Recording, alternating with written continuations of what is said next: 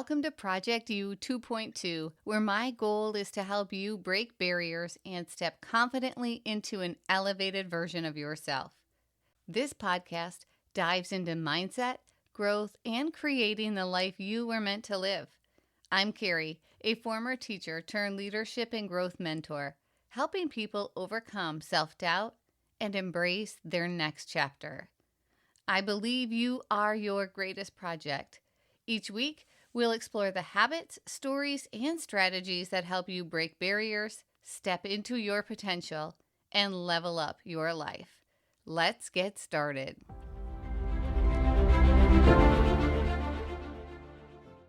Today, we're going to talk about comparison detox and how to use it to reclaim your spark.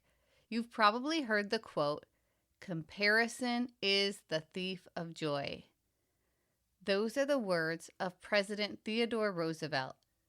Growing up in a prominent family, he often found himself measuring himself against his cousin, Franklin D. Roosevelt, who would go on to become president himself. Can you imagine how that must have felt? Seeing someone so close to you achieve greatness while you wonder if you're even enough? Don't we all have those thoughts? Am I capable? Do I have what it takes? Will anyone notice me if I try? Theodore understood early on how easy it is to get caught up in comparing yourself to those around you, and how that habit can steal from the person you are meant to be. I'm sure you've heard his quote before, but let's be real. It is not just a cute Pinterest quote. It's the silent habit that steals our confidence, our peace, and even our motivation. Think about this. We often know what we want deep down. We feel it in our gut. This is something I want to try, a dream I want to chase, a step I need to take. And yet somehow our brain talks us out of it. You can't do that. They're better. What if you fail? You're not ready. That tug of war between gut and mind, that's where comparison sneaks in and starts stealing your spark. Here's what I've learned. Comparison only robs us of the joy of our own journey. It's like running a race while staring at the lane next to you. You'll trip, stall, and miss the finish line that was meant for you. I want you to imagine something that we've all done before. Riding a bike or driving a car and looking at the lane next to you. You start to drift, and then you have to swerve to get back on course. The same thing happens in life when we focus on others instead of our own path. We all hear those voices whisper things like, "Oh, they're so far ahead of me. What is wrong with me? I'll never get there." Stop, breathe, focus on your lane. Your gut already knows the direction. You just have to trust it. When we live in comparison, we give up opportunities that were meant for us. We sabotage our own path. We might even push away relationships or stay small in careers because deep down, we don't feel like we're enough. Here's the kicker. When we finally start to grow, not everyone will cheer us on. Strong people will, but others might feel threatened. It's just human nature. The challenge is we can't let their disapproval or our own self-doubt hold us back. When I was a kid, I compared myself to my friends who had name brand clothes. My parents worked hard, but money was always tight. My mom was tapping into her creative energy to help time and time again. One summer, she sewed Lacoste alligator patches from stained yard sale shirts onto my polos from Kmart so I could fit in. At first, I felt like a fraud, terrified that someone would find out. But in the end, that little name brand patch gave me enough confidence to stop obsessing about my clothes and focus more on just being me. My mom was and still is incredible at helping me push through moments of doubt. Not only does she constantly build me up with words of affirmation, reminding me I am capable and worthy, but she also gets creative with ways to make things possible. My whole life, she has figured out ways to help me feel better about our financial situation when I was younger and how to combat the negative self-talk that crept in every time I compared myself to others. I remember sitting at the kitchen table in high school, feeling frustrated, just saying things to myself like, oh, why can't I be more like her? Or why do I have to work so hard to do well? My mom would look at me and say, Carrie, you are working hard and you don't give yourself enough credit. You are just as good as those other girls. You get better every day, so focus on what you can control. At the time, those words seemed small, but they anchored me. The mental chatter we all experience is real. They're so much better than me. I'm never gonna catch up. I'll never be as good as them. Why do I even try? Comparison fuels that voice, making us doubt our abilities and even our worth. But the key is to notice it, pause, name the thought, and then challenge it. Ask yourself, is this helping me grow or is it holding me back? As a preteen and teen, sometimes it was the clothes I wore, the activities I participated in, even little social things. I'd think, she has better clothes than me, or they have a nicer house than we do. I don't belong. And then my mom, with her ingenuity and love, would find a way to make me feel confident, even if it meant sewing a logo from a yard sale shirt onto a shirt I bought from Kmart, or driving me to pick blueberries in the summer to work to earn money for clothes and shoes. Her creativity didn't just provide resources, it gave me mental tools to combat self-doubt and comparison. Years later, during my weight loss journey, I fell into the victim mindset again.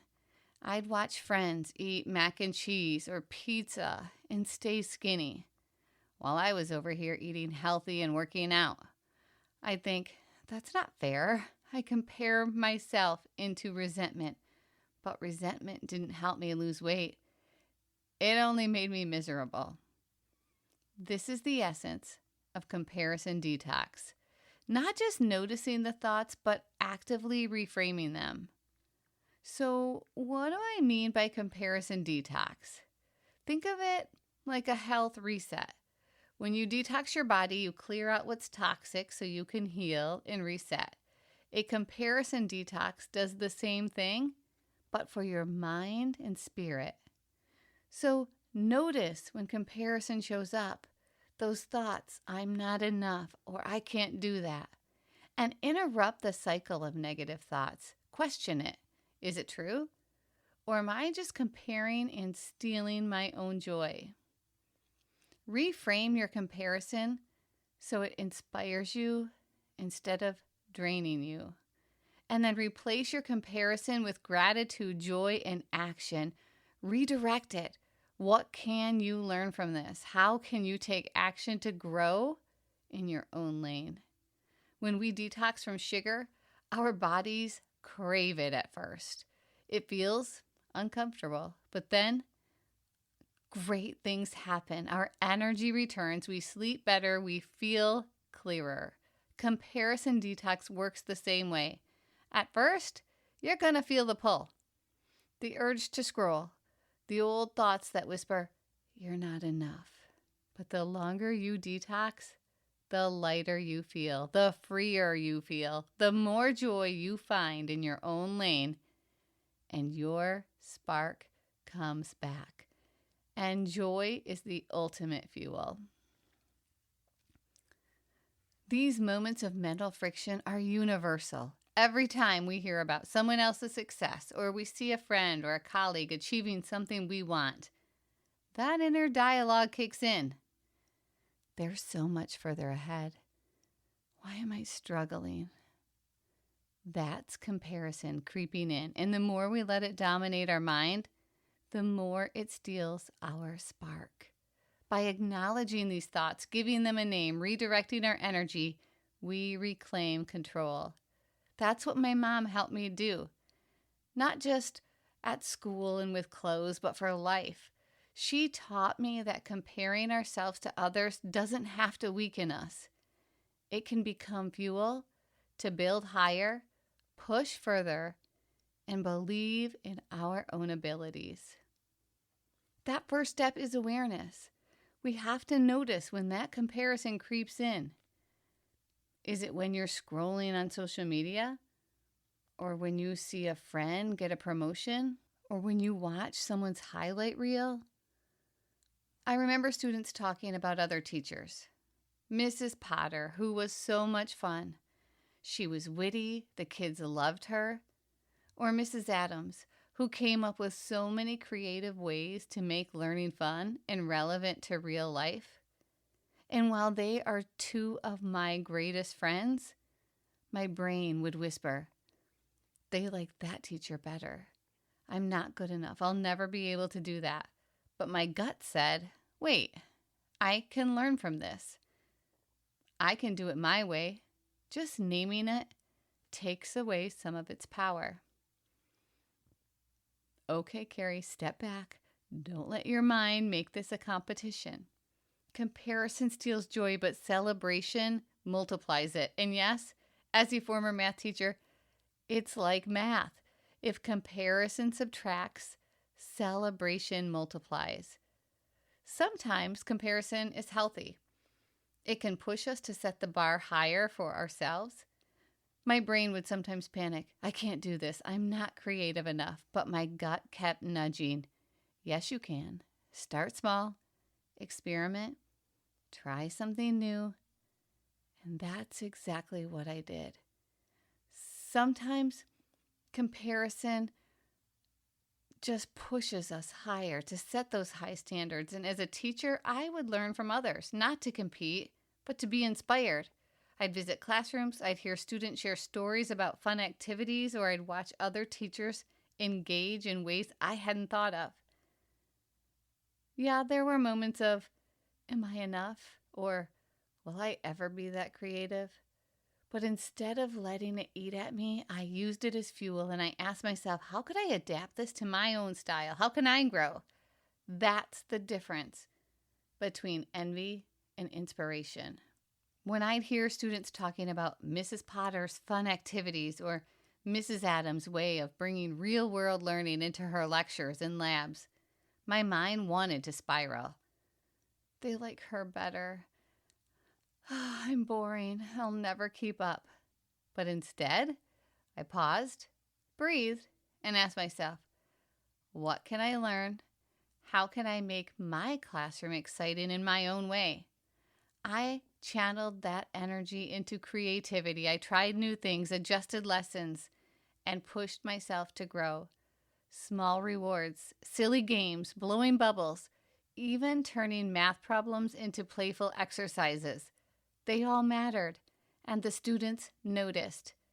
They were engaged, excited, and I did not have to compete with anyone else. I focused on my lane, my style, my growth. Yes, this is me, my way.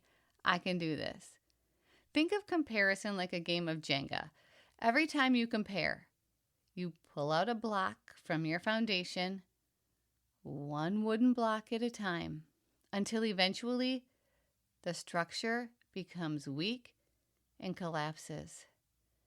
Oh no, every time I compare, I feel smaller, weaker, unsure. But when you lean in and you learn to admire others and use their success to inspire your own journey, you take that block and you place it on top. Step by step, your tower rises higher and stronger. I can build, I can grow, I can shine. That's the key with a comparison detox.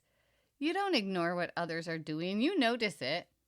You admire it, but then you ask yourself, how can I learn from this to enhance my own journey?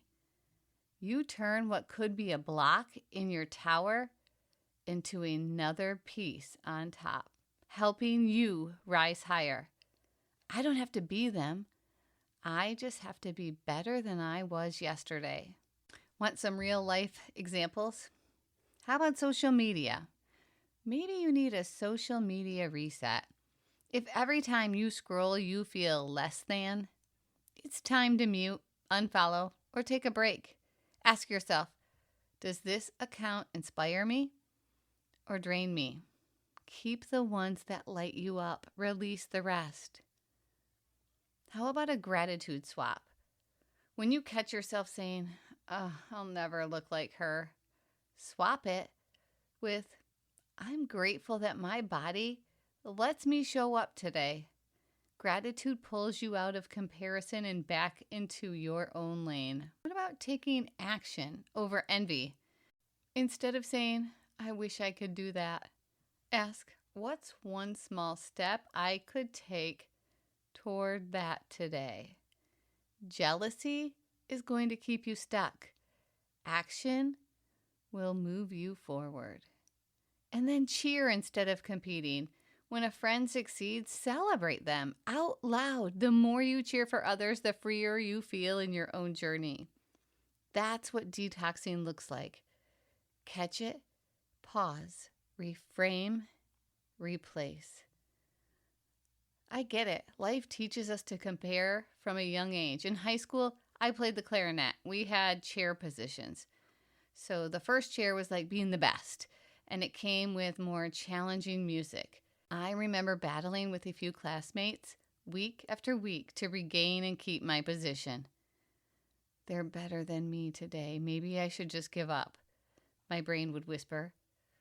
But my mom figured out a way to pay for private lessons by cleaning a lady's house who could give me one-on-one coaching. I can't tell you how many times I've thought, my mom is doing this for me again. I have to step up. I can't let her sacrifice go to waste.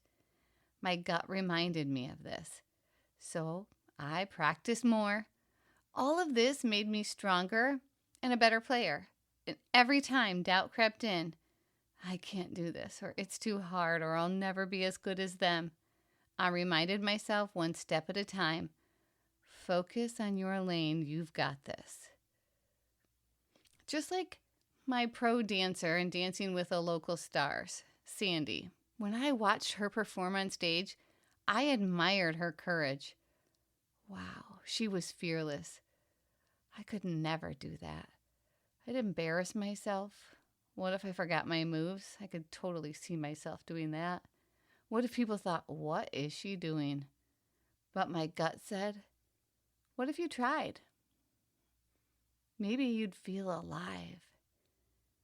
I remember messaging her about her bravery and stayed in touch. And a few years later, I was dancing on her team, performing alongside of her. I can't believe I'm doing this. I'm scared, but it feels amazing. I feel alive. I feel powerful. My gut cheered. That was a huge step in reclaiming my spark. We know this is true. Jealousy and comparison can rob us of loving relationships. People around us might feel threatened when we grow and step into our light. Are they mad I'm doing this? Are they judging me? Maybe I should slow down and taper it down and back off a little bit. Maybe I should shrink back. Our brains can be in constant turmoil. You can see sometimes their comparison or jealousy in cutting comments or disapproving looks that you get. It is hard to deal with others' negativity. Once you realize it and see it for what it is, you have to decide. Do you tread lightly and try to help them see that they too can grow? Or step back when the negativity is more than you can handle? Don't let anyone shrink you. Protect your joy. Keep pushing. You're going to meet new people who are in a growth mindset. And sometimes those limited beliefs in others will shift once they see your example. I will rise. I will shine. I will keep moving. Even after losing weight, I still notice people who inspire me, both in real life and on social media. For me, it's a lifelong challenge. Losing weight, staying healthy isn't a one and done. Not for me, anyways. My brain used to whisper, I'll never look like her. I could never do that. Now, my gut says, what about this inspires me? How can I act? What used to trigger downward spirals now fuels motivation. I admire, I learn, and I grow without stealing joy from myself. I can do this too. I have the ability. I have the power. A true comparison detox means more than just avoiding triggers. It's about awareness, catching yourself, comparing, and name it. Aha, there it is. That thought again. Stop, refocus, and then reframe. Instead of, I'll never get there, ask what inspires me here? How can I create this for myself? And then celebrate your lane. Honor your pace, your story, your timeline. I did this. I am proud of this. I am growing. Your internal dialogue will be loud. I can't do this. I'm not enough. They're better than me. That's okay. Notice it, label it, transform it, take action. Step into your 2.2 leveled up self. Step into your spark. Remember, comparison keeps you stuck, bitter, and small. Admiration combined with action transforms you. You don't have to be anyone else. You just have to step fully into who you are becoming. Stop comparing. Start celebrating. Look for inspiration, not envy. Your 2.2 version is waiting. Will you step into her? As a former teacher turned coach, I have an assignment for you.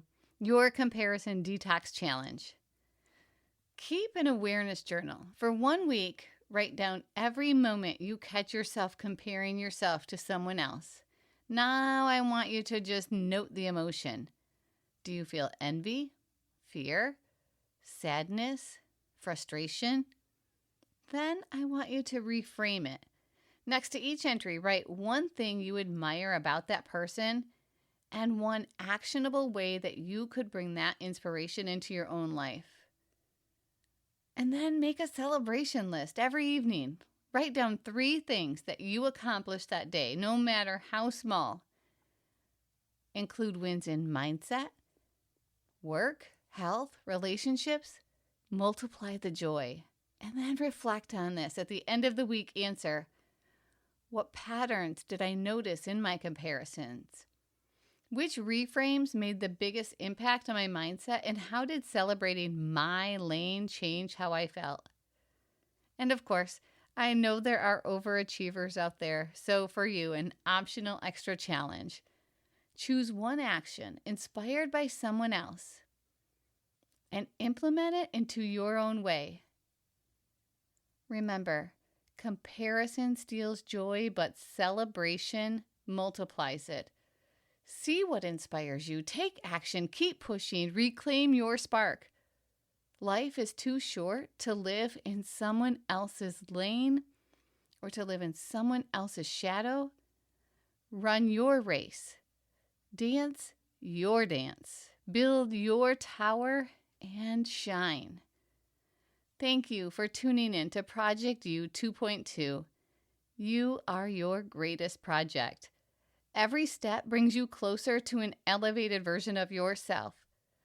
Share this episode, subscribe, leave a review, and keep showing up for yourself. Step boldly into your next chapter.